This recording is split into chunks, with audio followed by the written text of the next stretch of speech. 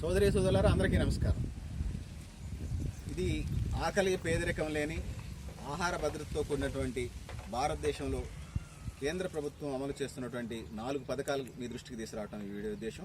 ఈ 4 పథకాలు పర్ఫెక్ట్గా అమలు జరిగిన నాడు భారత ప్రజలందరూ కూడా ఆకలితోని కానీ పేదరికంతో కానీ ఇబ్బందులు పడటానికి ఆస్కారం లేదు. ఆ 4 పథకాలు మీ దృష్టికి తీసుకురావడానికి ప్రయత్నం చేస్తాం. ఒకటేమో మాతా శిశు సంక్షేమ పథకం, రెండోదేమో ICDS అంగన్వాడీ సెంటర్లకు సంబంధించి 6 నెలల నుంచి 5 సంవత్సరాల వరకు ఉండేటువంటి ఒక పథకం. ఇంకొకటేమో మధ్యాహ్న భోజన పథకం, ఇది 6 సంవత్సరాల నుంచి 14 సంవత్సరాలకు సంబంధించిన విద్యార్థులకు సంబంధించింది. ఇంకొకటేమో PDS పబ్లిక్ డిస్ట్రిబ్యూషన్ సిస్టమ్ పథకం. ఈ 4 పథకాలకు సంబంధించి మీ దృష్టికి కొన్ని విషయాలు మీ దృష్టికి తీసుకురావడానికి ప్రయత్నం చేస్తాను. ఇందులో ప్రధానంగా మాతా శిశు సంక్షేమ పథకానికి తీసుకున్నప్పుడు అమ్మ కడుపులో ఉన్నప్పటి నుంచి పిల్లలకి సుమారుగా 6 నెలలు వచ్చే వరకు ప్రభుత్వం పౌష్టికారం అందజేస్తుంది. తద్వారా పుట్టేటువంటి పిల్లలు చాలా ఆరోగ్యంగా దృఢంగా పుట్టడానికి ఆస్కారం ఉంటుంది. సో ఆ విధంగా ముందుకు పోవాలని మనం చేస్తూ ఉన్నాం. దీంట్లో ఉన్నటువంటి లోపాలని అధిగమించి సంపూర్ణంగా అందట్లేదనేది రిపోర్ట్స్ నివేదికలు తయారు చేస్తున్నాయి. పర్ఫెక్ట్గా అందాలని కోరుకుంటున్నాం. దాని తర్వాత ఇంకొకటి ఏంటంటే ఇందులో ప్రధానంగా పిల్లలకి 6 నెలలు వచ్చిన దగ్గర నుంచి 6 నెలల నుంచి సుమారుగా 5 సంవత్సరాలు ఇది అంగన్వాడీ సెంటర్స్లో జరుగుతూ ఉన్నది. ఈ అంగన్వాడీ సెంటర్లకు సంబంధించి వచ్చినప్పుడు ఈ అంగన్వాడీ సెంటర్లో పౌష్టికారం ఇస్తూ ఉన్నారు, పిండి ఇస్తున్నారు, కోడిగుడ్లు ఇస్తూ ఉన్నారు, అదేవిధంగా ఇంకా ఒడియాలు ఇస్తూ ఉన్నారు, ఇంకా ఇతరత్ర పాలు ఇస్తూ ఉన్నారు, ఇంకా పౌష్టికారం అందజేస్తూ ఉన్నారు. తద్వారా ఏం జరుగుతుందంటే 6 నెలల నుంచి 5 సంవత్సరాల పిల్లల వరకు చాలా దృఢంగా ఆరోగ్యంగా ఉండటానికి ఆస్కారం ఉంటా ఉంది. సో ఆ విధంగా పిల్లలకు పౌష్టికారం ఉంటా ఉంది. దాని తర్వాత 6 సంవత్సరాల నుంచి ICDS అంగన్వాడీ సెంటర్లు 5 సంవత్సరాల వరకు అనుకున్నాము. ఇందులో 3వ పథకం ఏదైతే ఉన్నదో అంగన్వాడీ సెంటర్స్ ద్వారా అందేటువంటి అయిన తర్వాత విద్యార్థులు 6వ సంవత్సరం నుంచి 14 సంవత్సరాల వరకు ఏదైతే ఉన్నదో పిల్లలకు సంబంధించి మధ్యాహ్న భోజన పథకం మంచి పోషక విలువలు కలిగినటువంటి పౌష్టికాహారం ఇవ్వడం ద్వారా పిల్లలకి ఎదిగే పిల్లలు కాబట్టి దృఢంగా ఆరోగ్యంగా ఉండడానికి ఆస్కారం ఉంది. దీన్ని కూడా పర్ఫెక్ట్గా అమలు చేయాలి, దేశవ్యాప్తంగా అమలు చేయాలి. భారతదేశంలో ఉన్నటువంటి 28 రాష్ట్రాలు 9 కేంద్ర పాలిత ప్రాంతాలు 28 రాష్ట్రాలు సక్రమంగా అమలు చేయాలి. సో అదేవిధంగా ఇంకా చివరిగా చెప్పుకోవాల్సి వచ్చినప్పుడు పబ్లిక్ డిస్ట్రిబ్యూషన్ సిస్టమ్ ప్రజా పంపిణీ వ్యవస్థకు సంబంధించి దేశవ్యాప్తంగా 28 రాష్ట్రాలు 9 కేంద్ర పాలిత ప్రాంతాల్లో కలిపి 5 లక్షల రేషన్ షాపులు ఉన్నాయనుకుందాం. ఈ 5 లక్షల రేషన్ షాపులకు సంబంధించి పర్ఫెక్ట్గా రేషన్ అందడం ద్వారా ప్రజలకు మెరుగైనటువంటి జీవనం వస్తుంది.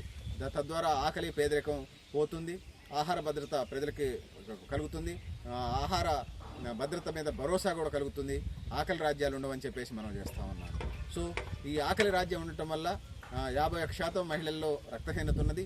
అదేవిధంగా 90 లక్షల మంది ప్రజలు ఆకలితో అలమటిస్తున్నారని 2017 జాతీయ ఆరోగ్య సర్వే నమూనా రిపోర్ట్ చెప్తా ఉంది.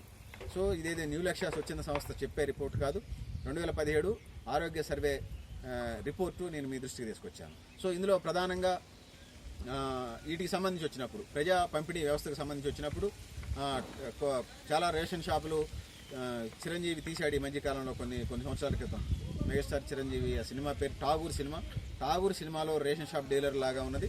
28 రాష్ట్రాలు 9 కేంద్ర పాలిత ప్రాంతాల్లో అసలు ఈ పథకం PDS పథకం పబ్లిక్ డిస్ట్రిబ్యూషన్ సిస్టమ్ ప్రజా పంపిణీ వ్యవస్థ రేషన్ షాపులు ఎలా నడుస్తున్నాయని 6 రాష్ట్రాల్లో ఒక సర్వే ప్రభుత్వమే నిర్వహించింది. ఆ సర్వే ప్రకారం 100కి 14% పర్ఫెక్ట్గా అందుతున్నట్టుగా, 100కి 22% పాక్షికంగా అందుతున్నట్టుగా, అంటే 22-14% అంటే 36% మంది ప్రజలకి అందుతా ఉన్నది. అంటే 36% కుటుంబాలు అనుకోండి, 100లో 36% కుటుంబాలకి ఈ పథకం రేషన్ షాపులకు సంబంధించినటువంటి పబ్లిక్ డిస్ట్రిబ్యూషన్ సంబంధించినటువంటి పథకం అందుతా ఉంది. మిగిలినటువంటి 64% ఏదైతే ఉందో అది సక్రమంగా అందట్లేదు అనేది రిపోర్టు. 100కి 100% ప్రజా పంపిణీ వ్యవస్థ ద్వారా PDS సిస్టమ్ ద్వారా అందినప్పుడు ప్రజలకు ఎక్కువ ప్రయోజనం జరుగుతుంది. ఆకలి పేదరికం దరిద్రం పోవడానికి ఆస్కారం ఉంటుంది. తద్వారా BPL ఏదైతే ఉందో బిలో పవర్టీ లైన్ నుంచి ప్రజలు ఇంకా పైకి వచ్చి ఇంకా పౌష్టికాహారం తీసుకోవడం వల్ల ఆరోగ్యంగా ఉంటారు. ప్రజలు ఆరోగ్యంగా ఉండటం వల్ల ఏం జరుగుతూ ఉంటుంది, ప్రజలు ఎక్కువ పనులు చేయగలుగుతారు. దృఢంగా ఉండటం వల్ల ఆరోగ్యంగా ఉండటం వల్ల ప్రజల ఆరోగ్యవంతమైన భారతదేశం ఉండటం వల్ల ప్రజలు వ్యవసాయ రంగం, పారిశ్రామిక రంగం, ఇంకా ఇతర రంగాలు ఉన్నాయి, ఆ రంగాలలో పనిచేయడం ద్వారా దేశంలో ఉత్పత్తి పెరుగుతుంది, ప్రజలకు డబ్బులు వస్తాయి, వాళ్ళు కూడా ఆ వస్తువులు ఈ వస్తువులు కొంటుంటారు, తద్వారా టర్న్ ఓవర్ జరుగుతుంది. ఆ విధంగా దేశాభివృద్ధి జరుగుతుంది. ఒకవైపు జాతీయ ఆదాయం పెరుగుతుంది, మరోవైపు పర్ క్యాపిటల్ ఇన్కమ్ తలసరి ఆదాయం పెరుగుతుంది. ఆ విధంగా డెవలప్మెంట్ జరగడానికి ఆస్కారం ఉంటుంది. అందుకోసం ఒకటేమో మాతా శిశు సంక్షేమ పథకం, సో ఈ అమ్మకి సంబంధించినటువంటి పథకం, ఇది మొదటి పథకం.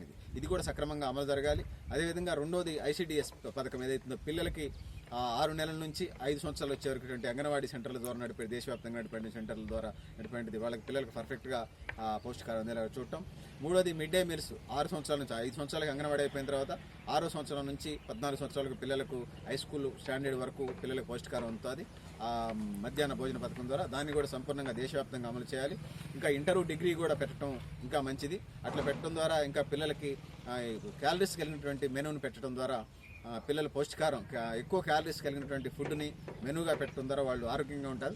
తద్వారా వాళ్ళు తర్వాత ఏం జరుగుతుందంటే ఆరోగ్యంగా ఉంటారు, దృఢంగా ఉంటారు. తద్వారా ఏదైనా పని చేసుకోవడానికి రోగాలు రుష్టులతోనే, పౌష్టికాహారం ఉంటే ఆరోగ్యంగా ఉంటారు, పౌష్టికారం అందకపోతే రోగాలు రుష్టులతో ఉంటారు. రోగాలు రుష్టులతో ఉంటే ఊరికి హాస్పిటల్లో తిరగడం సరిపోద్ది, ఏం పని చేసుకోలేడు. సో పౌష్టికాహారం అందినప్పుడు రోగనిరోధక శక్తి పెరుగుతుంది.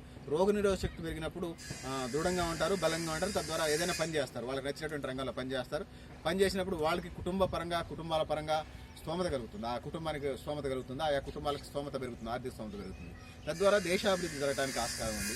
వాళ్ళు ఆయా రంగాల్లో పనిచేయడం ద్వారా దేశాభివృద్ధి జరుగుతుంది.